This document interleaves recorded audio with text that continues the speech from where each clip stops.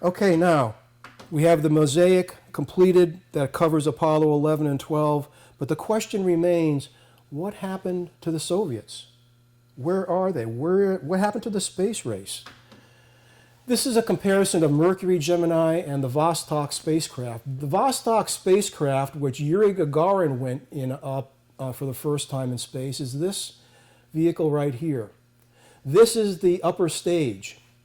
The upper stage separates from the Vostok spacecraft and exposes these radiator panels here to provide thermal control of the environment. He is here in his ejection seat, one astronaut, and he did his one orbit and came back, and then we used the Vostok, or they used the Vostok for the second orbital mission. But if you look at what happened here with Laika, Laika was up in a compartment here, probably with solar radiators here, and when these two equipment section and the upper stage did not separate, these were not allowed to radiate to deep space to control Laika's temperature, and that's why she probably perished. But we do know that these two did not separate properly. Here's the Mercury capsule that we used for the Project Mercury 6 times. You can see the difference in size. And then you can see the Gemini capsule, difference in size here. 1 astronaut, 2 astronauts. And then the Russians went to Project Vostok. And it's the same vehicle, except now we have 3 cosmonauts not wearing spacesuits inside that sphere. And this is a supplementary retro rocket. In case the main retro did not fire, they would use this to come back. Yuri Gagarin, he had a retro pack also, but his orbit would decay in 10 days. So there were enough provisions inside the Vostok capsule where he could tough it out for 10 days and still return safely. Not so with Vostok. They could not depend on a natural decay, so they needed a supplemental retro package. On Vostok 2, this was the first spacewalk, and this was in the deployed version. This is the airlock where this cosmonaut would go into here, pop the hatch, and do the first spacewalk. And that's how they did it. And after he came back in and they closed the hatch, they deployed this and they came back in their sphere just like this. But fundamentally, it's the same spacecraft except for the retro package in front.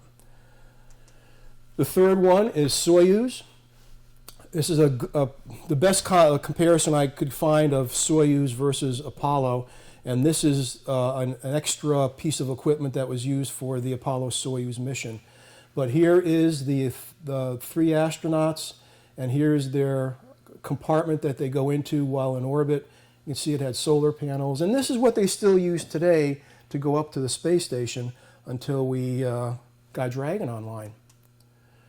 So the space program comparisons: U.S. space effort, 6 Mercuries, 10 Geminis, and 11 Apollos through December of '72.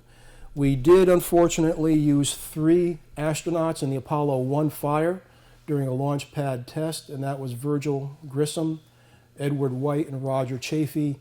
And they had 100% pure oxygen atmosphere in the Apollo capsule, 2 wires arced, and that basically ignited anything that was flammable inside the command module. And these astronauts died of asphyxiation before they can even get the hatch open. It was just very unfortunate, but they lost their lives. The Soviet space effort: 6 Vostok flights, single astronauts, 2 Vostok, and that's 2 or 3 astronauts, and then 10 Soyuz flights through June of '71. But they never got to the moon. And 1 astronaut died in the Soyuz 1 reentry crash, and that was Vladimir Komarov. And the ironic part about this is he was selected to fly in Soyuz 1, and Yuri Gagarin was pleading with the authorities in the Soviet Union to not launch Soyuz 1 because of the list of discrepancies that they found in the design of the Soyuz 1. But they did it anyway, and Vladimir lost his life. To go back to April of '61, what happened? This key phrase, while is essential, or is essential to understanding what happened. While today we do not have such a rocket 10 times of the power, it is unlikely the Soviets have it either. Therefore, we have a chance to get to the moon first. And what's the smoking gun? The pivotal turning point is the Soviet inability to develop the Saturn V equivalent, and it was called the N1. And here's a concept of it. Red is Russian, blue is the US. N1 had 4 stages. They had 30 engines in the first stage down here, 6 in the center, surrounded by a ring of 24 engines in the first stage. They used all RP1 and liquid oxygen, which is basically kerosene and LOX, which we use in the first stage of Saturn. But then we went to the cryogenic propellants, which are much more energetic, that allowed us to get the vehicle in only 3 stages. The weight at liftoff, 6.1, they're roughly equivalent, but this beast would generate 10.2 million pounds versus a Saturn with 7.5. They had 4 N1 flight tests, and all were failures. Every one of them. In fact, one of them, when it blew up on the pad, that was the largest non-nuclear detonation ever to take place on the surface of planet Earth. The program was suspended in '74 and canceled in '76. But if you ask what happened to the Russians, the N1 design never could get to work. So in summary, we achieved the goal that President Kennedy set for us: land man on the moon and return them safely. The stepping stones, we learned to crawl, walk, and then run. And with Apollo, that involved over 400,000 men and women across the United States to make that happen.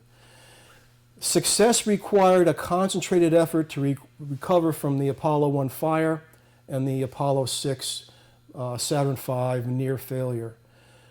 Pivotal, courageous decision was to conduct Apollo 8. And after we did some modifications to the booster after Apollo 6. And Apollo 12, first operational mission, along with Apollo 14. And then we followed it with 3 what they're called J missions, which are Apollo 15, 16, 17. And in each of those, the lunar module carried with it a battery-operated cart that the 2 astronauts can drive around the moon on. And if there's any bottom line to any of this, is that dedication of a lot of people, determination at all levels, and perseverance achieved the great goals that President Kennedy set for us in 1961. And that is the mosaic that we have 2 pieces of right here. And now you have all the pieces of this picture of how we accomplished great things in this country, given a challenge that was laid out by President Kennedy based on the assessment of Wernher von Braun as to where the Soviet Union and the United States is in rocket technology. So that's the picture, and I thank you for your time.